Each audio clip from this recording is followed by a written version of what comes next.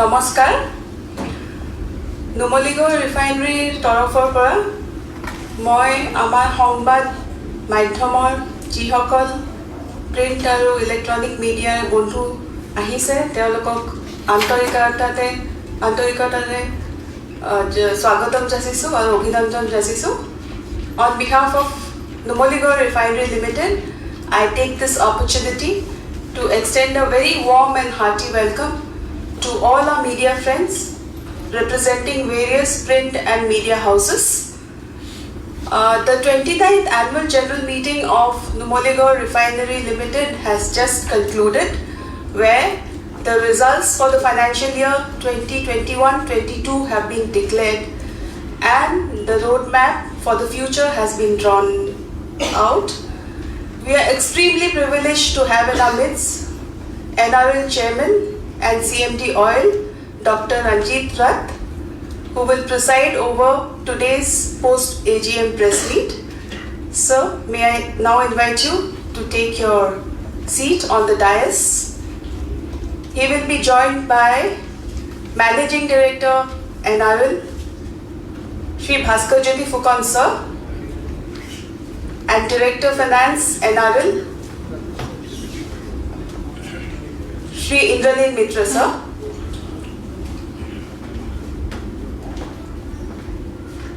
I would now like to request Dr. Ranjit Rath Sir to deliver his opening remarks, after which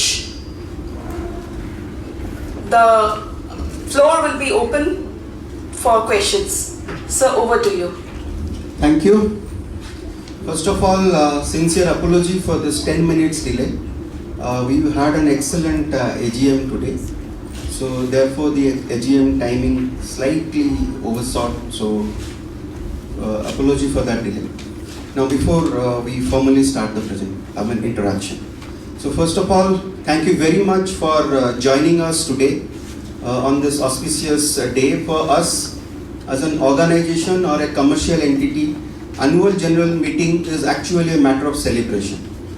And you all would agree with us, when you do well, it becomes more heartening and you look forward to participation of all the stakeholders, and where we also strongly believe that our media friends are one of our major stakeholder in terms of brand visibility, in terms of reaching out to the local community, in terms of creating a brand NRL per se, when and wherever we intend to operate.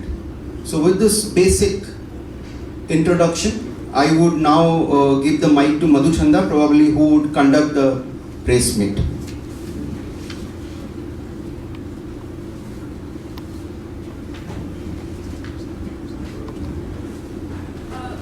MD sir, would you like to say something before we pass on the floor to our media friends? I'd like to take questions.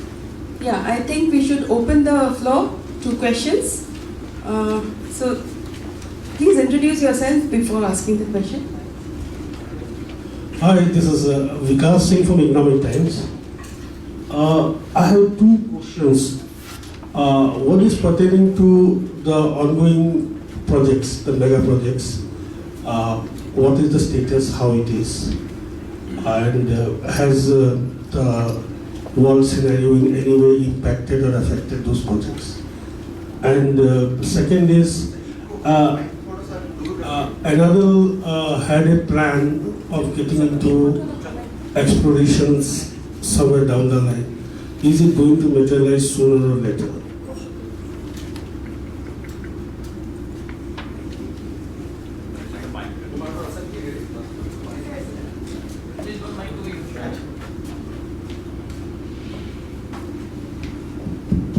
So if I rephrase the question, if I understand it, that you want to have a feedback about the expansion plan of NRL, and the second question is that NRL intends to foray into exploration of oil and gas.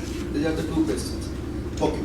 So as far as the Numaligarh Refinery expansion project is concerned, it is on track in terms of all the engagements, in terms of all the engagement of consultants, and the technology licenses, finalization of configuration, and about 60% of engineering design is completed.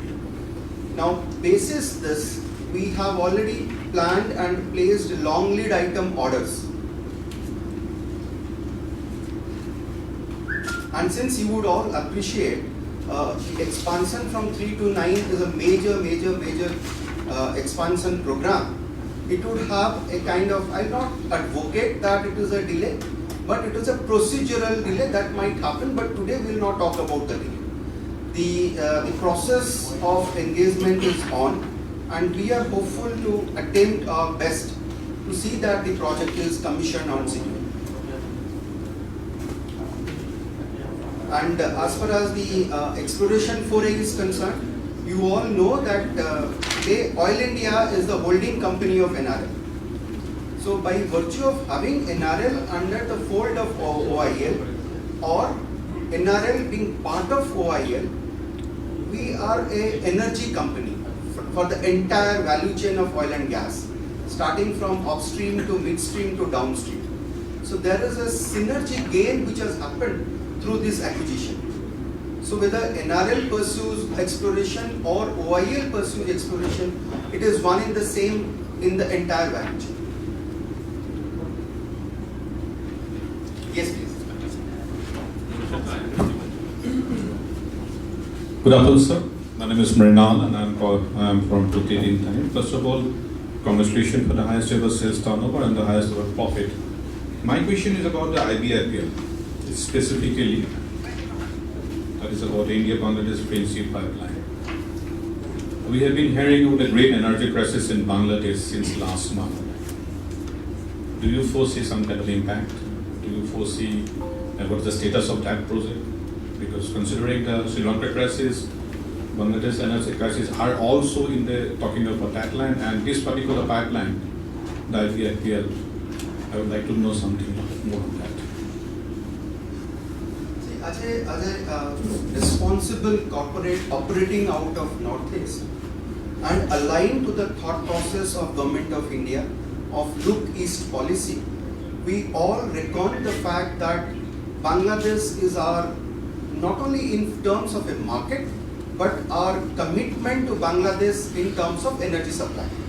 And we all know that NRL even today supplies diesel to Bangladesh to meet the market demand there, to meet the demand there.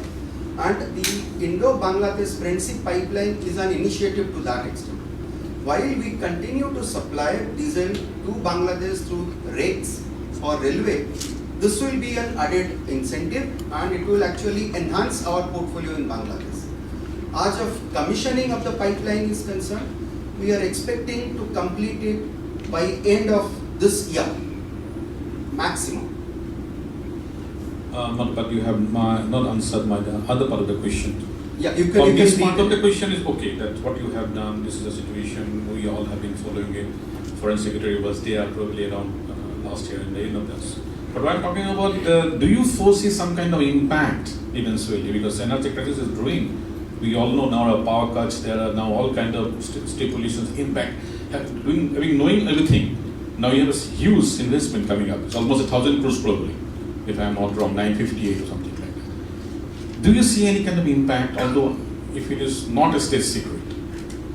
Do you see any kind of impact? See, this would not be appropriate in our part as far as NRL is concerned to forecast some kind of an impact.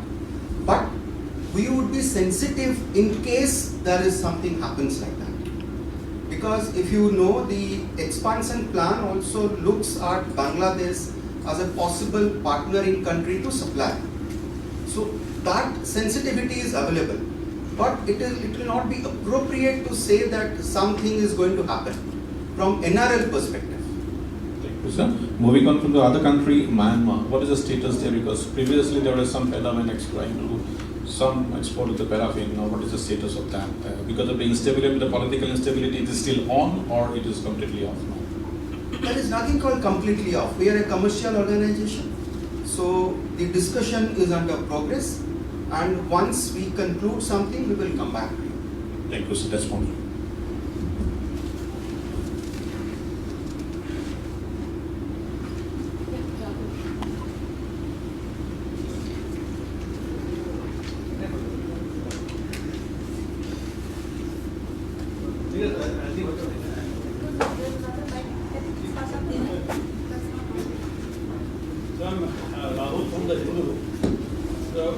status of the bamboo-based biorefinery?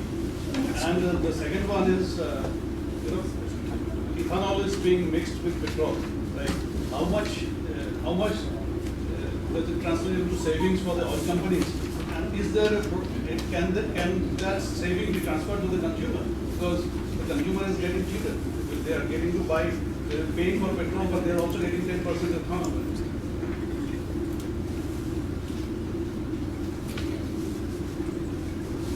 It's like this. We are aligned to the bioethanol blending policy of Government of India. And we all acknowledge the fact that we have actually preponed the timeline of 20% target. As far as NRL is concerned, the new technology which has been brought into the country for the first time, and considering the availability of bamboo in this part of the country, you all know that we have this Assam Biorefinery Private Limited which is under implementation, and we are expecting it by March 2023 we would probably have the mechanical completion, because this is the first time of its kind. Second, which is more important, before committing a product outflow from this initiative also needs a bit of stabilization. So we would require maybe another 2 to 3 months stabilization period before we kind of commit ourselves to contribute to the methanol economy from ABI. And as far as the savings are concerned, we all know that the pricing is done. We all know that the bioethanol pricing is also done. So it will not be appropriate from an NRL perspective to talk about it.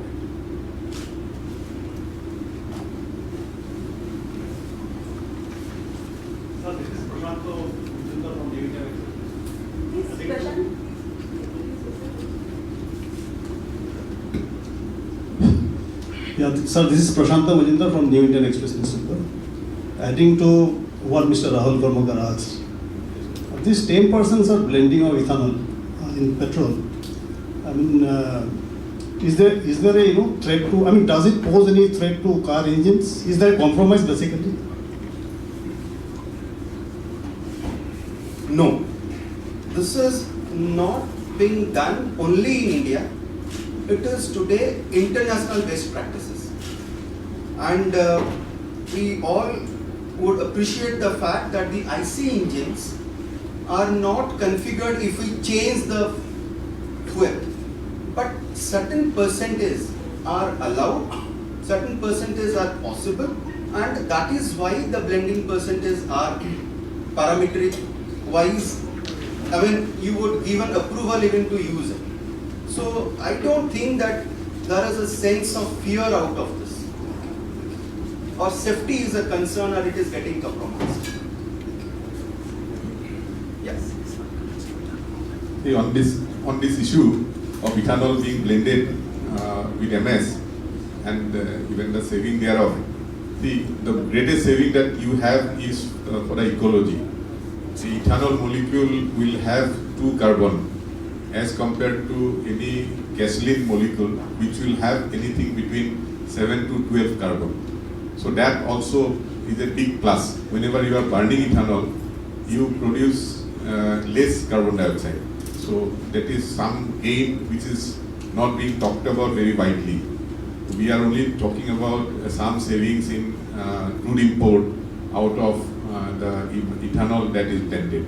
One. Second, all these policies are made with very elaborate discussion with SIAM. SIAM is the Society of Automotive Manufacturers of India. So SIAM is on board, and they have said that you can go very easily to 10%. Probably your question is prompted by certain issues that surfaced during the initial introduction of ethanol.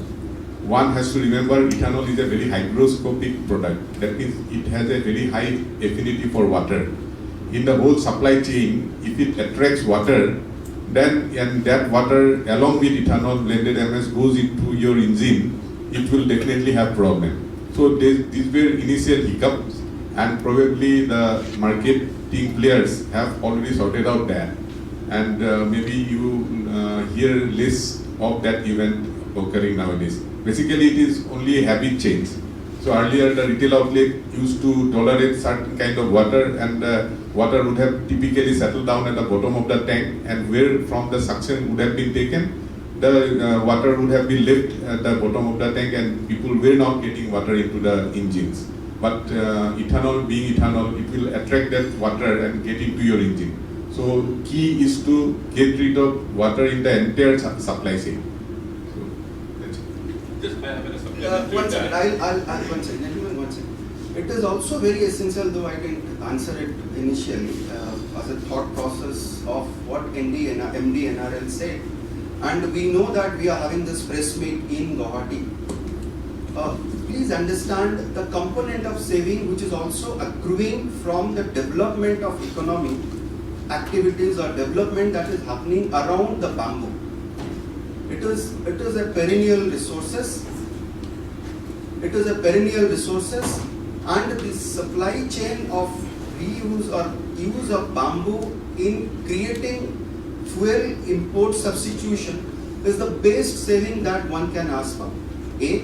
B. The economic development which is happening or which is likely to happen after the plant is commissioned will be phenomenal from the local economic point of view. So these are those savings which will have probably very difficult to assign some value from FID purpose. That's a different thing. But look at from that perspective.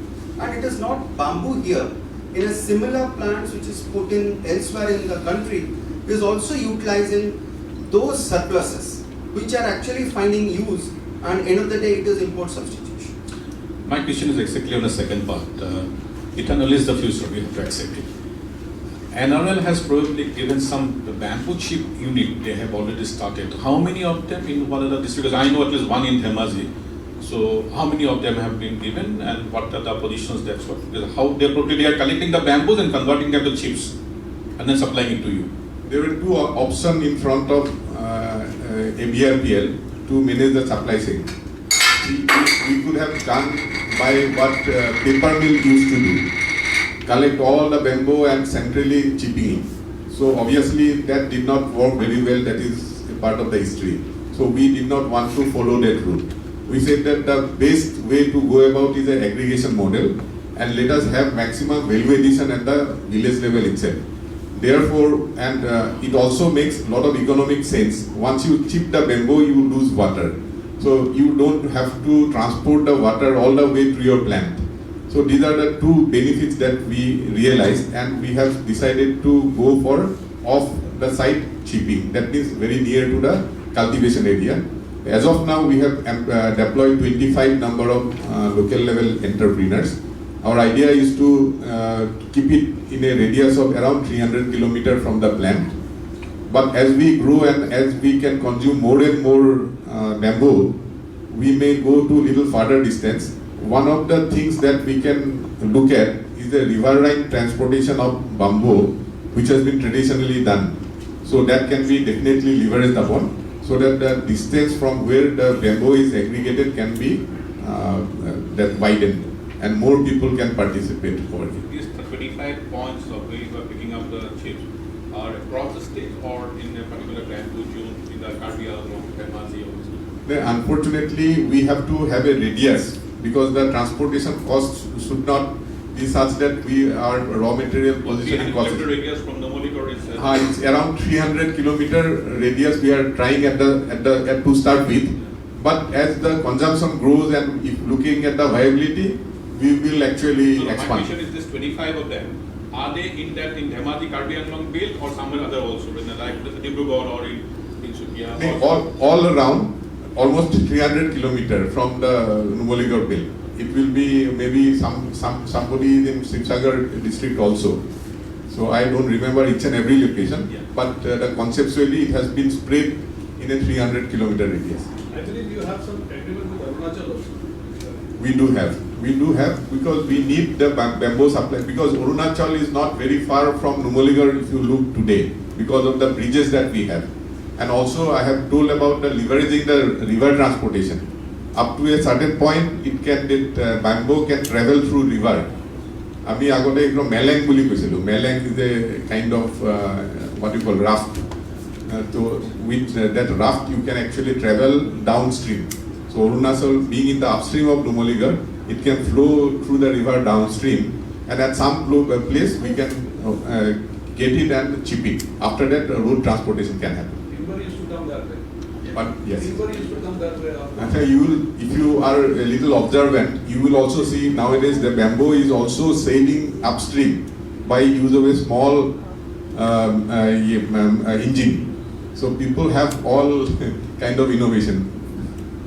Do NRL still continue to be debt free? Let DF.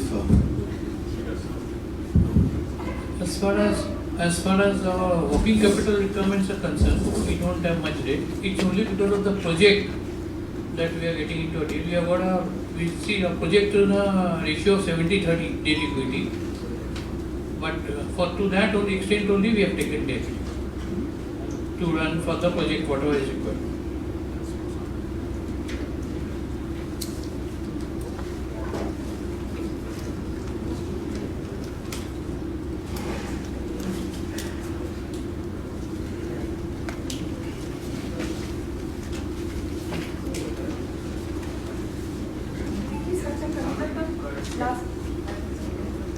मेरा सवाल थोड़ा सा अलग है। मैं Sandeep sir प्रातः खबर से बोल रहा हूँ। ऑयल थेफ्ट जो है ऑयल कंपनी के लिए सबसे बड़ी अभी भी चुनौती बनी हुई है। स्टेट गवर्नमेंट भी इसको रोकने के लिए काम कर रहे हैं, तो आप लोग अपनी तरफ से क्या कदम उठा रहे हैं?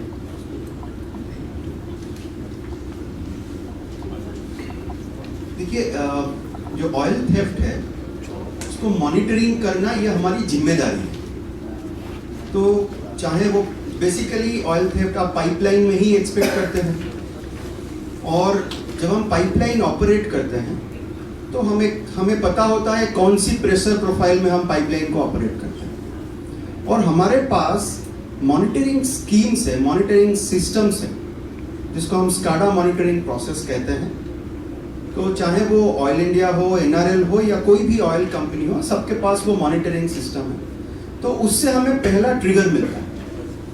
उसके साथ साथ फिजिकल मॉनिटरिंग भी ऑयल कंपनीज पाइपलाइन के लिए करते हैं, और ऑफ लेट ड्रोन की इस्तेमाल भी कुछ कंपनियों ने स्टार्ट कर दिया है, कुछ कंपनियां स्टार्ट कर रहे हैं, ताकि एक कंटिन्यूअस सर्वेलेंस सिस्टम अवेलेबल हो।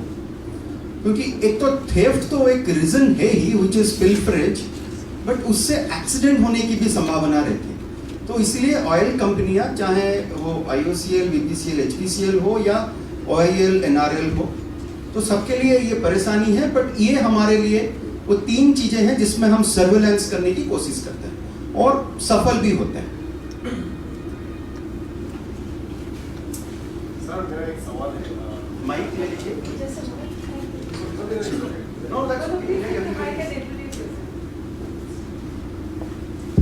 This is Ranveer and Saif from Ajir Khabar. Union minister Nitin Gadkari ji ने कहा था कि 2023 के बाद पेट्रोलियम बंद हो जाएगा। उसके बाद NRL का स्टेटस क्या होगा सर, वो जानना चाहता हूँ।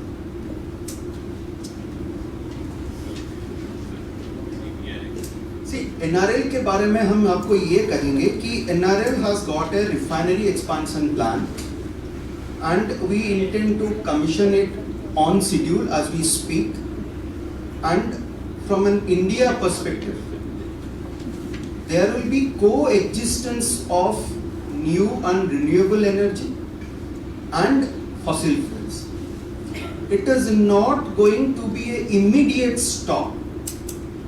We are 130 crore population today, and our energy requirement will continue to grow. So it is not going to happen that it is going to stop tomorrow.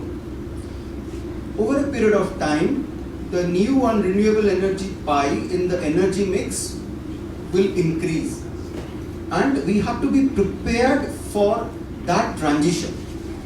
So from an NRL point of view, we are actually aligned to that thought process, which the government of India is also pursuing, that we become a carbon neutral country. We have a commitment. So while we are looking at our expansion program, NRL is also sensitive or sees to the matter that how do we also create a portfolio for tomorrow in case of such energy transition, which is evident and which is going to happen in near future. So which includes our preparedness to create a product diversification, which is also required for this part of the country and also to our neighboring countries. So we'll be sharing with you most probably in near future that we are creating further downstream opportunities, and future investments are also planned in that manner to prepare NRL to meet the need of the society in terms of energy requirement and also to maintain a sustainable business in terms of future preparedness. It could be any further product in the downstream derivative.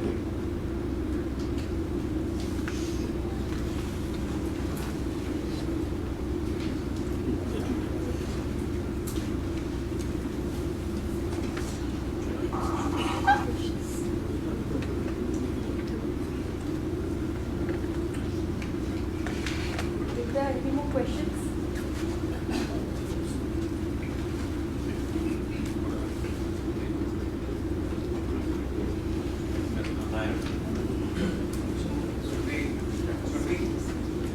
Any other questions? Good. In fact, before Mansura, you present a vote of thanks, I must thank each one of you for being the mouthpiece of NRL, and actually such questions helps us to reach out through you to our stakeholders. And on this forum, we would like to give assurance to this last question, that is actually a very relevant question, that NRL would continue to perform and outperform and create a growth trajectory which is beneficial not only for the northeastern part of the country, but India as a whole or Indian economy as a whole. Thank you very much. Thank you indeed, sir. That was indeed a very interactive session. And first of all, if there are no other questions, we will close the press meet. And I would like to thank all the media friends from both the print and electronic media who have turned up in large numbers. In fact, they have exceeded the expectations in terms of numbers. I would also like to thank Director Operations Oil India Limited, Pankaj Goswami sir, who is here with us, and he's been there throughout. My seniors, Nikunja Kotaku sir, Rajan Goswami sir, and of course Chairman NRL and CMD Oil India Limited, Dr. Ranjit Rath sir, who has given his consent to have this post-AGM press meet, which is the first of its kind in the history of NRL. He gave his, he acceded to our request, and so here we are in this press meet, and at a stage when our refinery is embarked on a major expansion drive. We are in a high growth trajectory, and this is the time that we need the support of the press, the media, and the public at large. I would also like to thank MD NRL, Phukan sir, for initiating this press meet because he thought it was the right time to reach out, and also Director Finance NRL, Mr. Indranil Mittra sir. And thank you once again for being here, and we will seek your support as we embark on this trajectory of high growth. As you know, that Numaligarh refinery has embarked on a major expansion project drive, and once again I thank you for being here, and seek your support and cooperation in the times to come. Thank you.